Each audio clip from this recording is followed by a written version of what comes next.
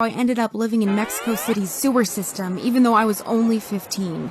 I grew up middle class in Mexico City, and my life was rather boring until I had my first fashion photo shoot. There was this well-dressed guy who came up to me telling me I was cute.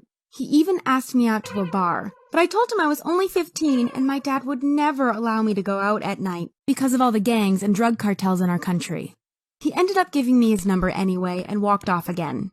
Then my manager came over saying, "Stay away from that guy. His dad is a high-ranking cartel member and he only comes to these fashion shoots to pick up pretty girls." Had I been smart, I would have listened to his advice, but I just couldn't get the guy out of my head. The fact that his dad was in a cartel only made him more exciting. I imagined us hiding from the police in expensive mansions and building our own drug cartel together. Oh, I loved fantasizing about being the wife of a drug cartel boss. So I met up with the guy. His name was Armando. I dated him for months, and it was just as I had imagined it. He drove me through the city in sports cars, and I knew I had to fear no one when I was next to him, not even the police. Because the police is super corrupt in Mexico. For example, one time a drunk guy at a party made fun of my boyfriend Armando. But when his friends told him whose son Armando was, the guy jumped on his knees and begged him for mercy, crying and embarrassing himself. And I guess it worked, because Armando let him go again. That's why he had so much confidence. No one could touch him. But one day he picked me up at my home and my dad asked him who he was. Armando responded, "I'm your daughter's boyfriend." "Ha, not in a million years. I can tell what kind of guy you are." That's when Dad took me by my arm and dragged me back into the house. I saw Armando coming at my dad from behind, but I waved him off because I didn't want anyone to get hurt. I was in love, though, so the next day after school, I ran away and started living with Armando. He was living in a big apartment and spent so much money on me that I was convinced he was serious about us. But one night, we and his friends went to a bar, and I made a mistake. I got a bit drunk and told Armando that one of his friends looked super cute. He freaked out and told me that I should then go date that guy instead of him. I immediately apologized and said I'd only been joking, but afterward, it was never the same again between us. He came home less and less often and just didn't seem to love me anymore. I was so petrified of losing him that I made him impregnate me. I did it by lying to him and saying I was on the pill. I thought if we had a child, he'd fall back in love with me.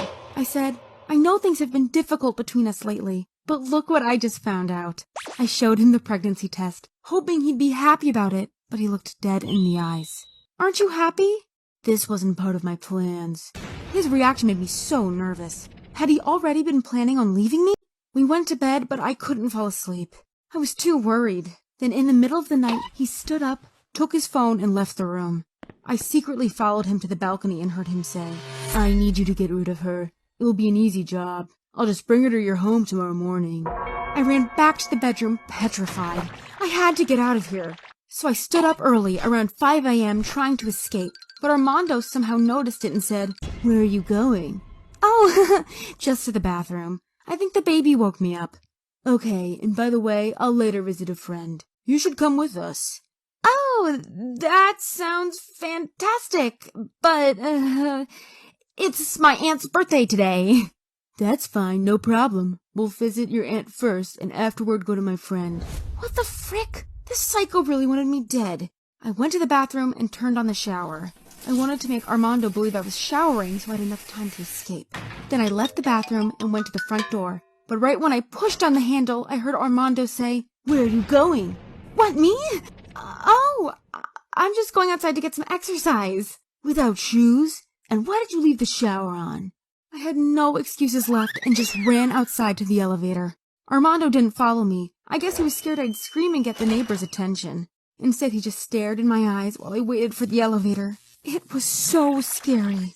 Afterward, I immediately went back to my dad's house. I was crying when he opened the door. I felt so bad for running away, but he immediately took me in his arms, and I knew he still loved me. I told him that Armando's dad was a high-ranking member of a cartel, and that he wanted me dead now because I was carrying his baby. He walked me to the street in front of our house, opened a manhole cover, and said, "Go in there before someone sees you. Quick, I'll bring you food later." I climbed to the bottom, and the smell was so bad I started crying. It was wet, stinky, and dirty.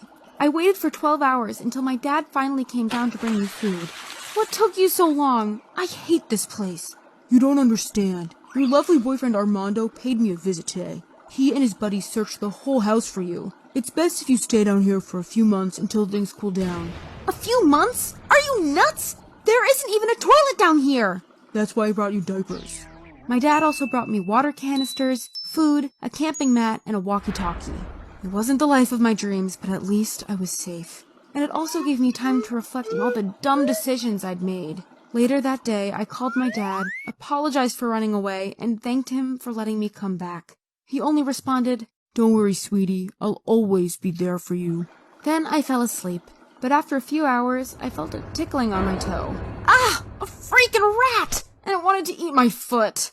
That was my life until 3 weeks later when my dad organized me a way to escape Mexico. I don't want to say where I live now because I'm still scared that Armando might find me someday, but recently I found work as a primary school teacher while raising my daughter. It's not an easy life, and I wish I'd listened to my dad when he warned me about Armando, but I can't change the past. It was raining like crazy when a guy standing next to me asked, "Can I bring you home?" I thought, what a creepy question. But then I turned around and saw the most handsome guy I'd ever seen. He was holding an umbrella and said, "I also have some candy." I laughed, saying, "Oh, thank you, but I'm living 30 minutes away from here." Perfect. That's just enough time to get to know me. Normally, I would have said no, but this guy's smile was irresistible. While walking, I asked, "Are you a model?" To which he responded, "Oh, people often ask me that, but no, I'm not."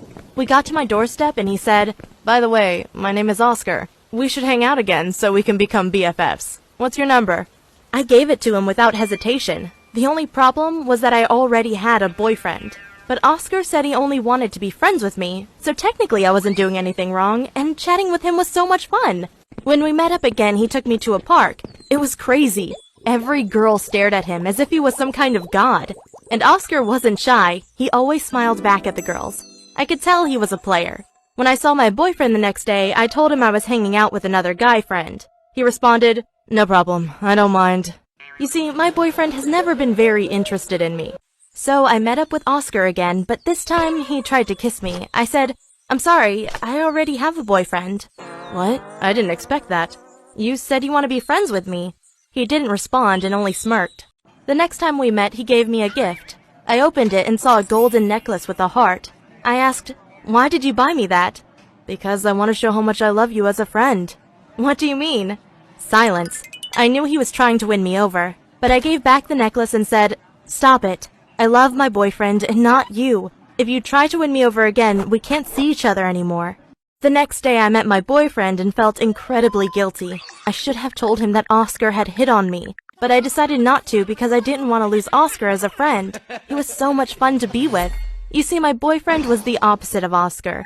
He only played video games and rarely paid me attention. He had even forgotten my last 2 birthdays. But I kept seeing Oscar, and each time he bought a bigger and more expensive gift. However, they were meaningless because his parents were rich, and spending $300 was nothing to him. I said, "Stop it, you can't buy my love," but he didn't listen.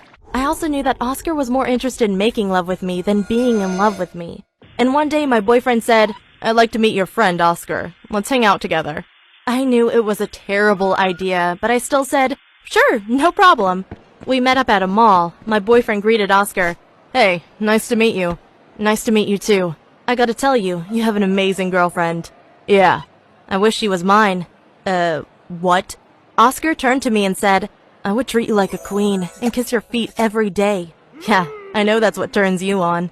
He smiled while I was blushing like a bright red tomato. I knew my boyfriend was mad, so I told him, "Okay, let's just go home."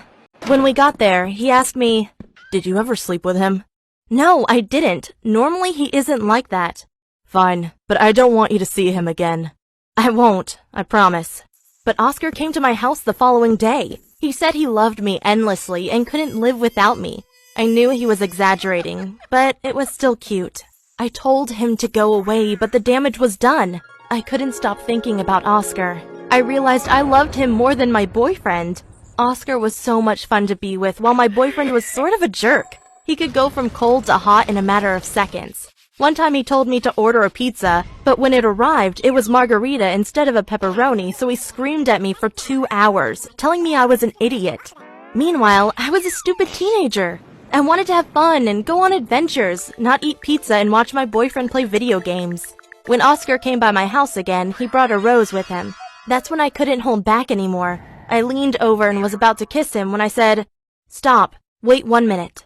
I pulled out my phone and wrote to my boyfriend, "Sorry, we're looking for different things. It's over." Then I jumped on Oscar, kissing him for hours until I heard the bell ring. I put my clothes back on and went to the door. It was my ex. His eyes were wet, but for some reason he was fixated on my mouth. He pulled out his phone and took a photo of me. He said, "Did you just make out with someone? You have lipstick all over your face." I responded, "It's over between us. Why don't you get it?" and smashed the... Then I went back to Oscar. He was such a good lover. He never held back. But when I went to my laptop, I saw a post by my ex. It had a photo of me with lipstick smeared all over my face and said, "I just knocked on my girlfriend's door. Do you think she's cheating on me?" The post had more than 200 likes, and I almost died out of shame. When I got to school the next week, everyone made fun of me. Rightfully so, I guess. But I comforted myself saying, at least I still have Oscar. And indeed, dating him was awesome. Even though I hated how every girl kept staring at him, even when we were holding hands.